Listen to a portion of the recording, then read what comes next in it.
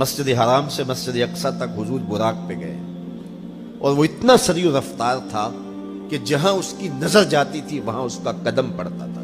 تو اس نے تو پہلا قدم اٹھایا ہوگا تو مسجد اقصی میں جا پڑا ہوگا. اور اتنی سرعت کے ساتھ وہ رفتار کے ساتھ چلتا ہے، پھر حضور اس کی پشت پہ جلوہ فراز. یہ 1000 کلومیٹر فی گھنٹے کی رفتار سے جہاز چلے تو کسی میں ہے ہمت کہ اس کی ننگی پشت پہ بیٹھ جائے؟ ہوا کی مزاحمت ہی گوارا نہ ہو، پڑخ چڑ جائیں، آگ لگ جائے، اور جو کروڑوں میل فی سیکنڈ کی رفتار سے جا رہا ہے اس کی ننگی پشت پہ بیٹھنے والے شاہ سوار کی عظمت کو سلام کرنے کو جی نہیں چاہ رہا. اچھا پھر اتنی سرعت کے ساتھ جائیں تو راستے میں کوئی دکھائی بھی دے تو سجھائی نہیں دیتا، اچھی طرح پہچان نہیں پاتا بندہ. یار تم گزرے تھے، کہا میں تیزی میں تھا، تو تیزی میں جو چیز نظر آئے تو اس کو پوری طرح پہچانا نہیں جاتا. لیکن اب اس رفتار سے جا رہے ہیں، لیکن معرفت کا عالم کیا ہے کہ میں حضرت موسیٰ کی قبر کے قریب سے گزرا، میں نے دیکھا وہ قبر میں کھڑے ہو کے نماز پڑھ رہے، اور حضور ابھی وہاں پہنچتے ہیں مسجد اقصی میں تو حضرت موسیٰ علیہ السلام پہلے وہاں موجود تھے.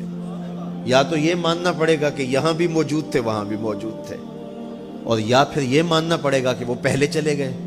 اور اگر پہلے چلے گئے تو پھر کیا وہ میرے حضور سے پہلے چلے گئے؟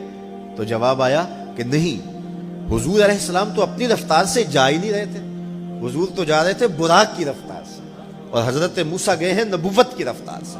براق بہت سریع ہوگا لیکن نبوت سے سریع نہیں ہو سکتا، اس لیے حضرت موسیٰ پہلے پہنچ گئے. یہ ایک مرحلہ مکمل ہوا.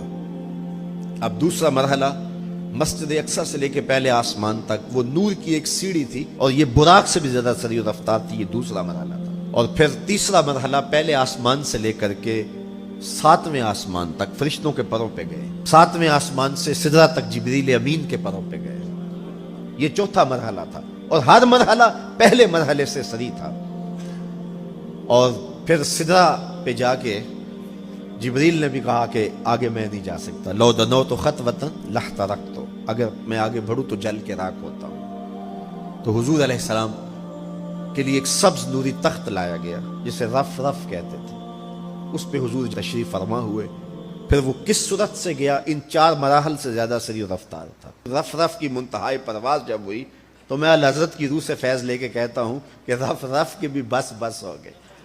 اب یہ 5 مراحل اپنی انتہا کو پہنچے. اب یہ حضور کی ذاتی رفتار نہیں تھی، ذاتی رفتار اب شروع ہونے لگی ہے. اللہ اکبر.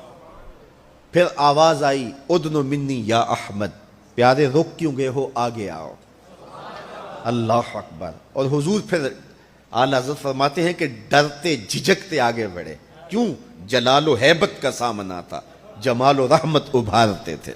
عبد تھے نا، معبود کے حضور حاضر ہو رہے تھے تو جلال و ہیبت کا سامنا تھا، جمال و رحمت ابھارتے تھے. آواز آئی، محبوب آگے بڑھیے. حضور نے ایک قدم اٹھایا. اب پھر فاصلہ کتنا طے ہوا ایک قدم میں؟ مسجد حرام سے لے کے مسجد اقصی تک براق نے جتنا فاصلہ طے کیا، مسجد اقصی سے لے کر پہلے آسمان تک نور کی سیڑھی نے جتنا فاصلہ طے کیا، اور پہلے آسمان سے 7ویں آسمان تک، اور پھر وہاں سے سدرہ تک جبریل اور فرشتوں نے جو فاصلے طے کیے، پھر اس کے بعد رف رف جہاں تک گیا. ٹوٹل ان 5 مراحل میں جتنے فاصلے طے ہوئے، حضور کے ایک قدم اٹھنے سے اتنے فاصلے طے ہو گئے. اب یہ رفتار تھی میرے حضور کی. پھر ہر قدم میں اتنا فاصلہ طے ہوتا جتنا پیچھے ٹوٹل قدموں سمیت فاصلہ طے ہو چکا ہوتا. اب کوئی حساب کر کے تو دکھائے. اللہ اکبر. اور پھر آواز آتی گئی، بڑے محمد کریم ہو احمد، قریب آ سرور ممجد، نثار جاؤں وہ کیا ندا تھی، وہ کیا سما تھا، وہ کیا مزے تھے. 70,000 مرتبہ آواز آئی، اور حضور کے قدم اٹھتے گئے. پھر کہاں تک پہنچے؟ کوئی حد ہے ان کے عروج کی، بالا غل اولابے. اور اس کو میرے رب نے سفر نہیں کہا یہ ابھی میرے نبی کی سیر ہے. کیا سمجھو گے میرے رسول کو؟ اس کی سیر اتنی سریع ہے کہ تمہاری عقلیں تھک گئی ہیں، اور اگر وہ سفر کرنے پہ آئے تو پھر عالم کیا ہوگا.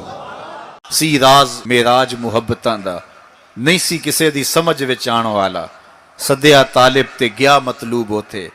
جبرائیل سی صد لے جان والا، بازے آخدے بن دروازیاں تو کیویں پہنچیا عرش تے جان والا.